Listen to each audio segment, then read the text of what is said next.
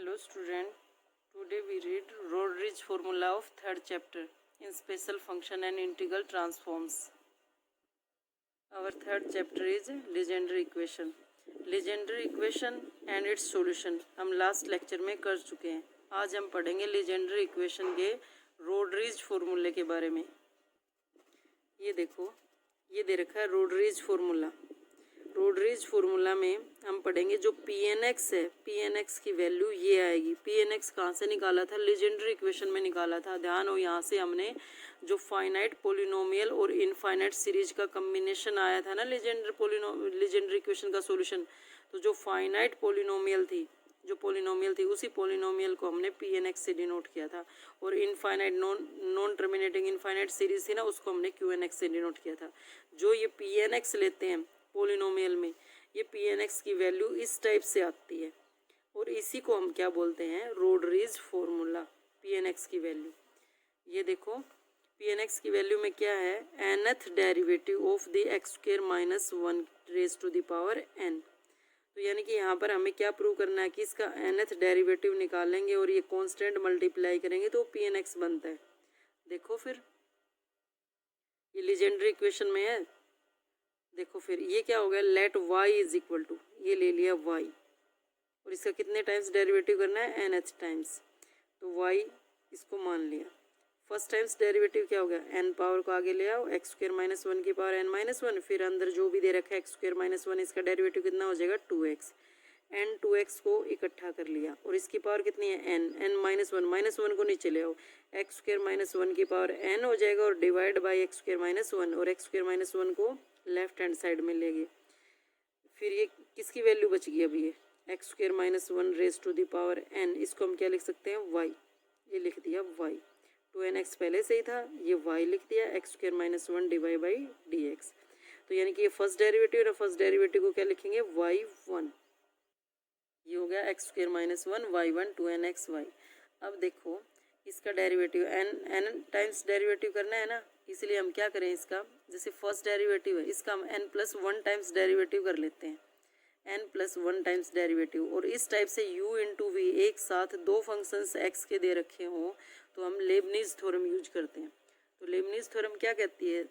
n plus 1 times derivative करना है, तो लेबनीज थ्योरम क्या कहती है? जितने टाइम्स डेरिवेटिव करना है, n प्लस 1 टाइम्स डेरिवेटिव करना है, तो क्या लिखेंगे? n plus 1 c0, n plus 1 c1, n plus 1 c2, ऐसे चलता जाएगा. तो देखो फिर इसको हमने किससे यूज किया? जो नॉन टर्मिनेटिंग है उसको u लेकर चलेंगे, और जो कुछ डेरिवेटिव के बाद फिनिश हो जाएगी ना, उसको हम v लेकर चलेंगे. तो इसको u ले लेते हैं.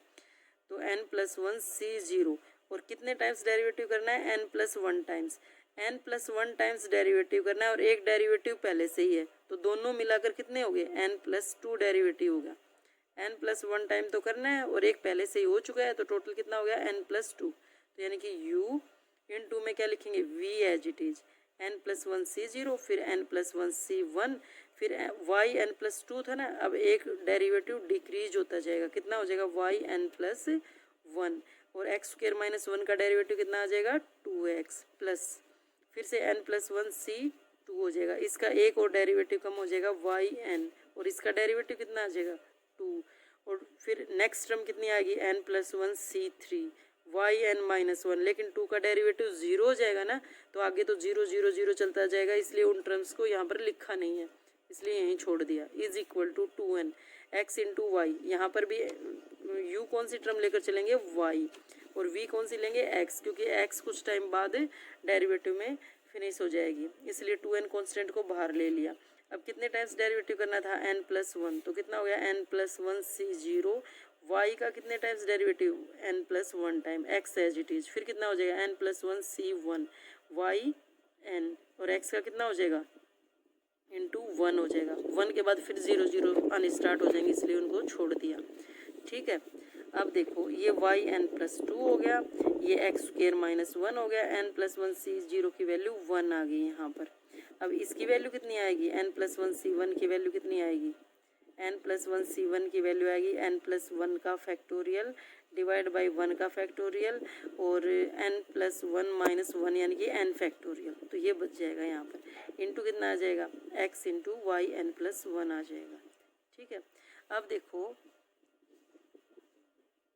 ये वाई एन की टर्म है, यहाँ पर भी कितनी टर्म है, ये वाई एन प्लस वन, एक वाई एन प्लस वन की ये थी, एक वाई एन प्लस वन की थी, इसको लेफ्ट हैंड साइड में ले जाओ, ये इकट्ठा हो गया। फिर एक कौन सी टर्म है, वाई एन की एक टर्म ये है और एक ये टर्म है, इसको भी लेफ्ट हैंड साइड में ले आओ, ये हो गया। ठीक है, अब देखो एक वाई एन प्लस टू की टर्म है, एक वाई एन प्लस वन की टर्म है और एक वाई एन की टर्म है, यहाँ पर ये प्लस है। ठीक है, अब ये देखो इसको दोनों साइड, क्योंकि लेजेंडर इक्वेशन में क्या होता है, वन माइनस एक्स स्क्वायर होता है ना, यहाँ पर तो एक्स स्क्वायर माइनस वन है, इसलिए माइनस कॉमन लेना पड़ेगा।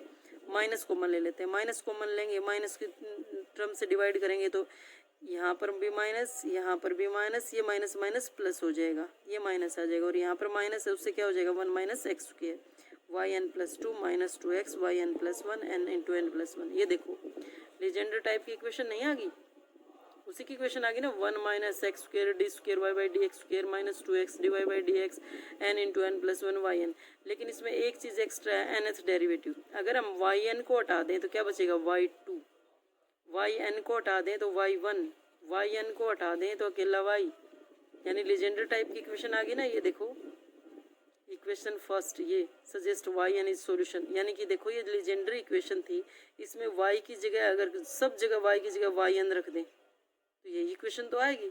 ये देखो एक्स स्क्वायर, वाई की जगह वाई एन रखो, वाई एन रखेंगे वाई एन और two times derivative y n plus two, y की जगह y n one times derivative y की जगह वाई एन। ये देखो तो यहाँ से हमें क्या पता चल गया, अगर ये इसका मतलब क्या हो गया, वाई एन इसका सॉल्यूशन है ना, तभी तो इस इक्वेशन में वाई एन, वाई की जगह वाई एन रखते हैं तो यही तो आता है। तो यानी कि इन दोनों से हमें ये पता चल गया वाई एन इस लीजेंडर इक्वेशन का सॉल्यूशन है। तो ये देखो ये हमने पढ़ा ही है, लीजेंडर इक्वेशन में P N x Q x इसके सॉल्यूशन होते हैं। तो यानी कि जो ये वाई एन है, ये देखो जो वाई एन सॉल्यूशन है यही लेकर चले थे ना हम, डी एन डी एक्स की power n x square minus one की power n contains only positive power of x, x की हमेशा पॉजिटिव पावर ही रहेगी। And if finite series solution p N x then it can be some constant multiple of c. यही था ना हमारा पी एन एक्स, सी इंटू वाई एन, यानी कि पी एन एक्स यही तो निकाला था, सी इंटू वाई एन, और सी इंटू वाई एन हम लेकर ही चले हैं, ये रहा, यही तो लेकर चले हैं वाई एन, क्योंकि वाई इज इक्वल टू ये था, देखो y इज इक्वल टू, और वाई एन क्या हो जाएगा, वाई एन यानी एन टाइम्स डेरिवेटिव, इसका एन टाइम्स डेरिवेटिव, वाई तो ये है तो यहाँ पर भी एन टाइम्स डेरिवेटिव, इधर भी एन टाइम्स डेरिवेटिव, तो यही तो हुआ n times derivative y n, यानी कि इसको वाई लेकर चले थे तो एन टाइम्स डेरिवेटिव कर दिया दोनों साइड। तो पी एन एक्स कितना होगा, c into y n, constant into y n. अब वही कॉन्सेप्ट यूज करेंगे यहाँ पर, c as it is y n nth derivative. अब देखो एक्स स्क्वायर माइनस वन को क्या लिख सकते हैं, x minus one x plus one, और बाहर कितना है एन। अब देखो इवन पावर नहीं रही एक्स की, ये कहता था ना कि only positive power of x रखता है। अब देखो x minus one x plus one हो गया। डिफ्रेंसिएशन इसका हम अब क्या करेंगे, differentiation u into v method से, लेबनीज थ्योरम से, जैसे अभी अप्लाई की थी, सी कॉन्स्टेंट बाहर, इसका एन टाइम्स डेरिवेटिव कैसे करेंगे, n C zero, n C zero, इसका एन टाइम्स डेरिवेटिव दूसरी एज इट इज, फिर इसका एक एक डेरिवेटिव घटता जाएगा, इसका एक एक बढ़ता जाएगा, ऐसे ही होता है ना। इसका एक डेरिवेटिव घटा दो, y D n minus one x minus one, और इसका एक डेरिवेटिव बढ़ जाएगा, कर दिया ना। इसका फिर से एक डेरिवेटिव घटा दो, फिर से इसका एक डेरिवेटिव बढ़ा दो, ऐसे चलता जाएगा। ठीक है, यानी n n minus one n minus two n minus three, last में क्या बचेगा, एन माइनस वन फैक्टोरियल, और इसका एक एक घटता जाएगा तो लास्ट में जीरो टाइम डेरिवेटिव, यानी कि एक्स माइनस वन की पावर एन हो जाएगा। अब देखो साथ में किससे, कांस्टेंट से मल्टीप्लाई है ना, तो हमें क्या फाइंड आउट करना है, अब सी की वैल्यू फाइंड आउट करनी है, क्योंकि हमें नहीं पता कितना मल्टीप्लाई है।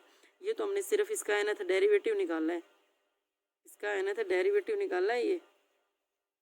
ये निकालने के लिए क्या करेंगे, एक्स की जगह वन रखेंगे और पी एन वन क्या हो जाएगी, पी एन एक्स है ना, तो एक्स की जगह वन रखेंगे तो आंसर कितना आना चाहिए, वन। यही तो कॉन्सेप्ट था वो वाई वन फाइनाइट पोलिनोमियल के लिए।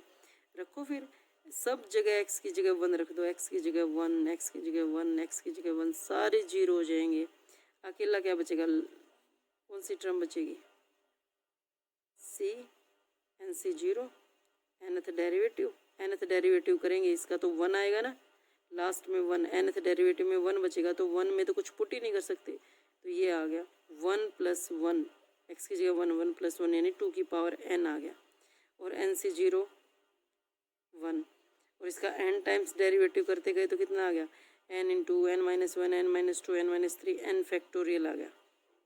इसका n टाइम्स डेरिवेटिव करने के बाद में तो पुट करेंगे, x = 1 डायरेक्ट पुट कर दोगे तब तो यही 0 हो गया, पहले n टाइम्स डेरिवेटिव तो करो, डेरिवेटिव करते ही कितना आ जाएगा, n फैक्टोरियल आ जाएगा।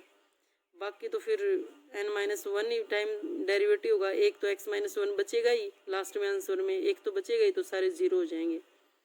अब देखो c की वैल्यू कितनी आ गई, इसको दूसरी साइड ले जाओ, 2 की पावर n, n फैक्टोरियल, इस c की वैल्यू को यहाँ पुट कर दो, ये रहा c, और y n हमारे पास है ही, ये देखो ये आ गया।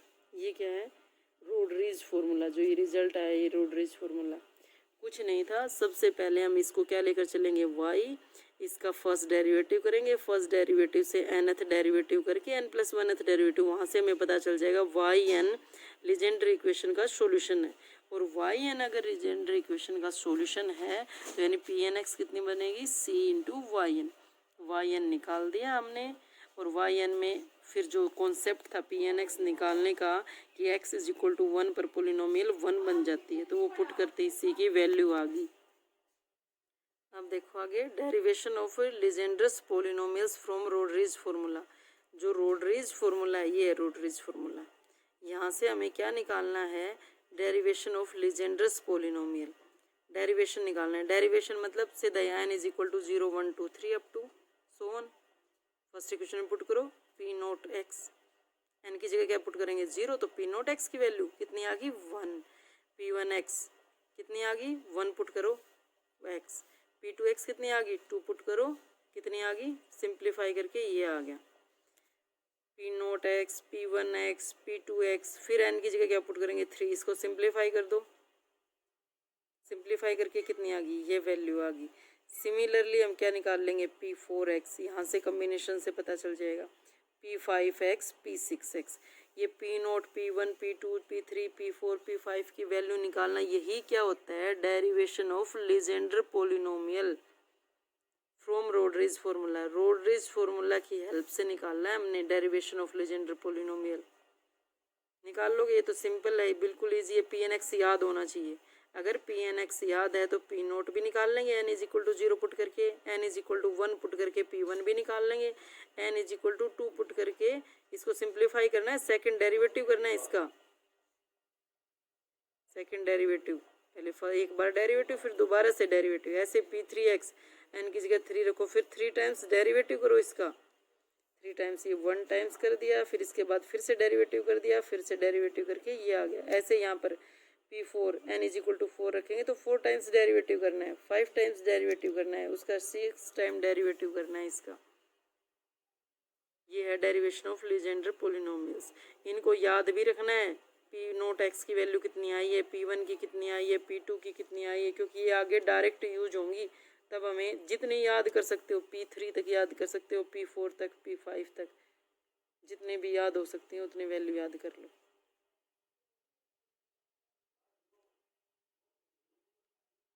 ये था रोडरीज फार्मूला, और रोडरीज फार्मूला की हेल्प से derivation of Legendre polynomials. Thank you.